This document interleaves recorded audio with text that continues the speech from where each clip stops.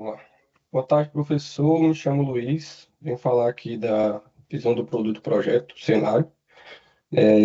A gente vai fazer o projeto da unidade estática.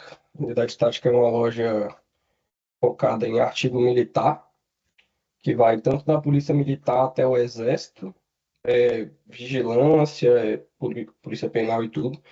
A loja é focada mais em artigo militar de exército e polícia. Mas também tem bombeiro, tem área de caça, que tem gente que caça, procura calça tática, procura chapéu, coturno, motoqueiro, também tem outras áreas. O pessoal de caça também pesca, procura muita faca, esses negócios, lanterna. Hoje a loja tem uma grande deficiência, que aqui a gente já falando do 1.2, já é uma oportunidade, um problema, que a loja não vende online, não vende nada online. Hoje o que eles fazem tem um catálogo no WhatsApp, aí a pessoa pede para reservar um produto, manda o Pix e vai buscar na loja. Então não chega a ser uma compra online, entendeu? A pessoa pede para reservar, ou às vezes manda o Pix antes, ou vai lá na loja, faz o Pix, pede para reservar, né? Faz o Pix e retira. Então a gente viu uma oportunidade, um defeito nisso, que acho que seria um site, né? Onde seja o mais intuitivo possível, porque abrange muitas áreas. Tem pessoal mais jovem que sabe comprar online, que é o pessoal de iSoft, povo do Exército também, os soldados do Exército que estão entrando agora, que tem faixa etária de 18 e 20 anos, que consegue comprar online tranquilo, mas também tem os policiais mais velhos, né, que tem sargento, que já tem mais 40 a mais, então já falando aqui do desafio do projeto, nosso site, nosso e-commerce tem que ser bastante intuitivo, tem que ter um carrinho de compras bem intuitivo, porque também vai abranger um pessoal mais de idade que talvez não tenha muito conhecimento com tecnologia. E aqui falando já, também já pulando para a segmentação dos clientes, foi o que eu falei. Tem pessoal jovem, mas também tem o pessoal de 40 a mais, tem caçador, tem um bocado de gente que procura, né? Faz uma pesquisa de algum, vê, por exemplo, usa o TikTok, vê, sei lá, uma faca que já tem lanterna, alguma coisa assim, vai procurar e acaba se deparando com unidade estática. Então, o desafio do projeto é um e-commerce bem intuitivo, onde a pessoa consegue comprar sem muita dificuldade, sem muito clique, sem muita burocracia. Pode falar a solução. Então, bom dia, professor. Sou o Pedro Vieira. Eu vim falar sobre um pouco sobre a solução do produto, né? Primeiro, reiterar qual que é o objetivo do produto, né? Igual o Luiz falou, o objetivo é a gente criar uma plataforma de e-commerce, né? Que vai fortalecer a presença digital da unidade estática, vai oferecer uma experiência de compra prática e segura e principalmente intuitiva, né, para os clientes, e também vai permitir que o administrador ele tenha uma eficiência maior no controle do estoque, nas vendas, e na gestão. E sobre a nossa solução, né, as características da solução vai ter sincronização em tempo real com o estoque, né, garantindo que os clientes eles só vão ver o que realmente está disponível. O administrador ele vai poder gerenciar os produtos, né, vai acompanhar relatório de venda, movimentação de estoque e tudo mais. O site vai ser responsivo, né, vai garantir uma navegação fluida em qualquer dispositivo, incluindo mobile. Você vai ter opção de entrega flexível, incluindo a retirada do produto na loja ou envio por transportadora, tudo certinho, com segurança, autenticação, criptografia e tudo com conformidade com a LGPD. E a gente também fez uma pesquisa de mercado, né? Porque tem concorrentes nessa mesma área, que são, por exemplo, o Comando Tático e a Zona Militar Brasil, que ele já tem o e-commerce, mas o e-commerce deles tem problemas, né? Entre eles, a falta de integração em tempo real com o estoque, o site não é otimizado para mobile e o checkout é longo e você não consegue tirar na loja, não tem tirada na loja. Então, a nossa solução para a unidade estática ela vai se diferenciar nesse aspecto, né?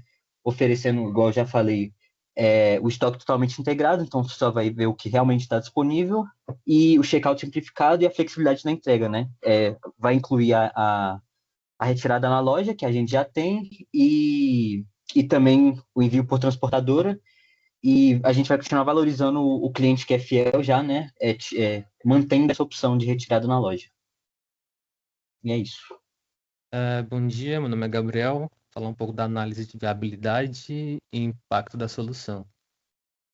A viabilidade técnica do projeto é relativamente alta, mas a equipe detém conhecimento para isso. Vamos utilizar tecnologias como React e Node.js. O maior desafio é a integração com o sistema de gestão de estoque que vai ter. Será realizada via APIs RESTful, uma abordagem padrão de mercado que a equipe tem. O prazo de desenvolvimento do MVP é de aproximadamente 3 meses, dividido em sprints quinzenais. Igual eu falei, a equipe detém o conhecimento para fazer isso. Vai ter, igual falaram antes, a sincronização com estoque, sistema de pagamento e as melhores práticas de segurança também. Espera-se que a nova plataforma de e-commerce traga vários benefícios para a unidade tática, como aumento de vendas e expansão do mercado.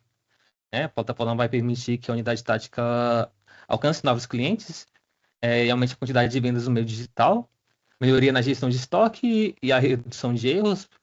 Igual falaram, às vezes o cliente tem uma demanda, vê que tem aquela demanda, mas quando chega na loja não tem mais estoque disponível, então vai dar uma melhoria em relação a isso. Eficiência operacional e redução de custo, a automação vai facilitar muito em várias partes. Melhoria da conversão e experiência do cliente, um site rápido, responsivo, com checkout simplificado, que visa também reduzir o abandono do carrinho e proporcionando uma experiência mais simples e intuitiva para o cliente. Competitividade e fidelização e conformidade com a LGPD e segurança de dados da plataforma. É isso.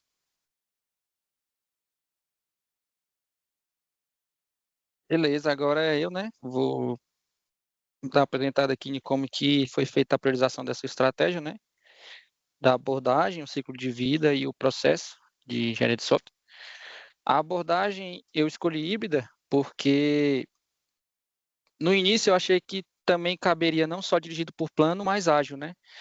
Já que aparentemente todos os requisitos que a gente conhece já estão definidos. Só brevemente olhando por cima assim do que a gente tem e como que vai ser feito isso, né? Pelo que eu acredito e com o grupo aqui, é, não está algo tão fora do padrão do que seria como qualquer plataforma de e-commerce, né? Então, se a gente tem os requisitos já bem definidos, né? Dirigido por plano seria uma coisa boa, porém, com ágil, né, a gente vai ter a oportunidade de também, caso necessite, definir novos requisitos ao decorrer do projeto, né, e nas próximas fases dessa matéria também, já que o professor, acredito que ele vai auxiliar a gente, né, a entender mais, e por isso que eu escolhi híbrido, né, já que vai pegar um pouco do que é dirigido por plano e um pouco do que é também ágil, né? Aí o ciclo de vida iterativo e incremental, onde a gente sempre vai estar tendo novas entregas com alguma melhoria, alguma correção e novos requisitos também, caso seja necessário, para serem desenvolvidos.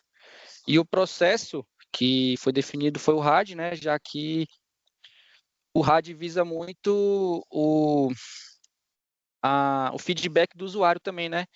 E aparentemente, pelo que a gente definiu aqui e tem de forma, tipo assim, o contato, né, entre o Luiz, né, já que dá um breve resumo aqui, ele é primo do nosso cliente, né, que é o rapaz aí dono dessa loja.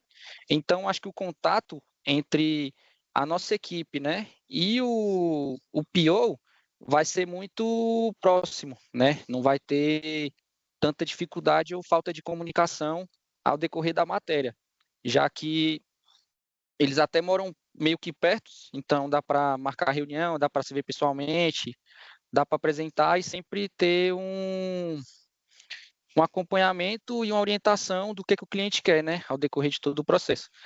Aí aqui abaixo a gente tem um quadro comparativo, onde eu coloquei como comparação aqui o RAD e o XP.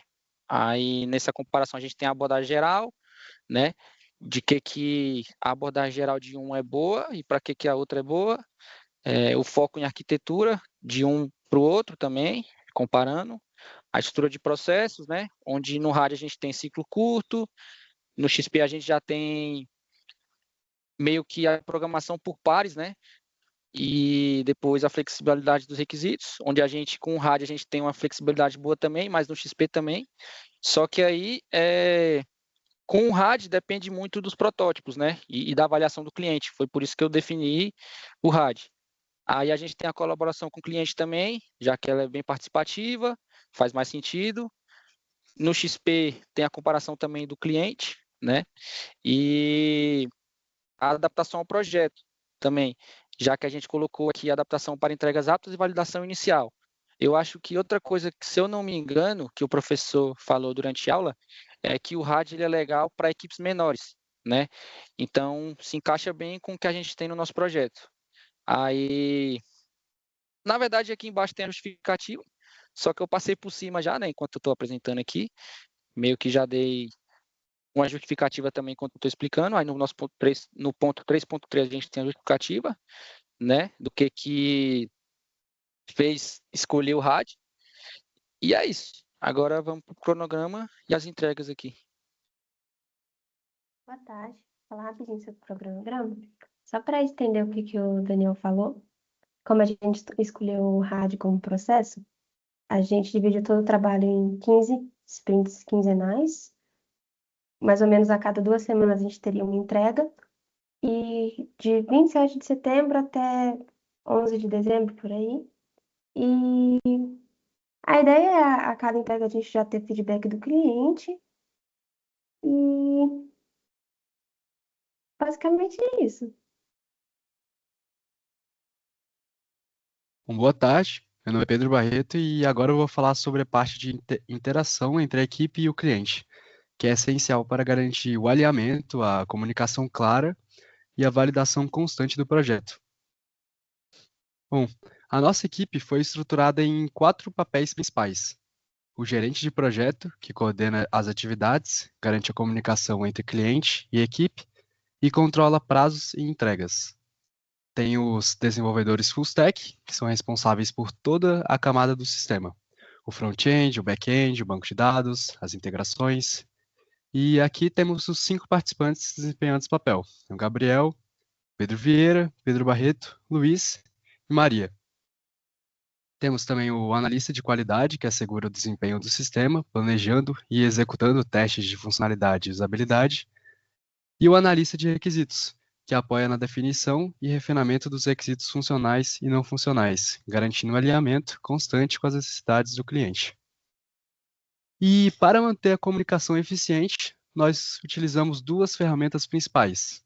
O Microsoft Teams, usado em reuniões de planejamento, acompanhamento e validação com o cliente, e o WhatsApp, para alinhamentos rápidos e comunicação do dia a dia. Além disso, seguimos 3 formatos de reunião. Uma reunião semanal com o cliente, dedicada à apresentação de protótipos, à validação de funcionalidades e também à coleta de feedback. Reuniões internas, curtas da equipe, sempre que necessário, para sincronizar as atividades e resolver impedimentos. E uma reunião de revisão geral, ao final de cada ciclo, onde revisamos as entregas, analisamos aprendizados e definimos melhorias. E agora eu vou falar sobre o processo de validação, que também foi estruturado em 3 etapas. Primeiro, o Definition of Ready, que verifica os requisitos antes de iniciar qualquer tarefa. Depois, a Definition of Done, que garante a funcionalidade, que a funcionalidade só é considerada pronta após passar por testes e revisões de qualidade. E, por fim, os testes de aceitação realizados no final de cada sprint junto ao cliente, para confirmar que os requisitos e expectativas foram atendidos. Aqui nas lições, né, durante essa unidade, a gente aprendeu sobre os conceitos de abordagem, ciclo de vida e processo de desenvolvimento, e entendendo como diferentes modelos podem ser aplicados em projetos reais, já que isso é muito importante, né, para essa primeira parte da matéria, já que esse conteúdo foi essencial para que a gente do nosso grupo, né, definisse a estratégia do projeto, né, para a unidade tática, optando por uma abordagem híbrida, né, que foi o que foi definido, com ciclo de vida interativo incremental e o processo RAD como mais adequado ao contexto, né. Em relação às dificuldades, a nossa equipe enfrentou dificuldades na organização dos horários para as reuniões internas, né, uma vez que no início ainda não tinha uma rotina consolidada, a gente não tinha totalmente organizado aqui os horários de todos os integrantes do grupo, a gente não sabia como que estava funcionando, qual que era a rotina de cada um, né? Isso a gente organizou em uma semana, 2 semanas, e à medida do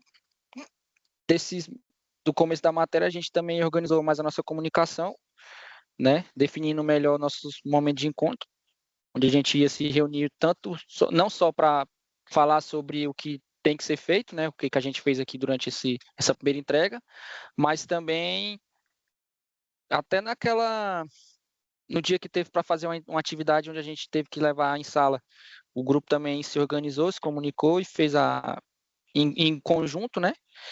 E eu acho que isso foi o que melhor a gente pode dizer aqui como o que teve como dificuldade e o que a gente aprendeu aqui, né? E é isso. Tá certo. Valeu.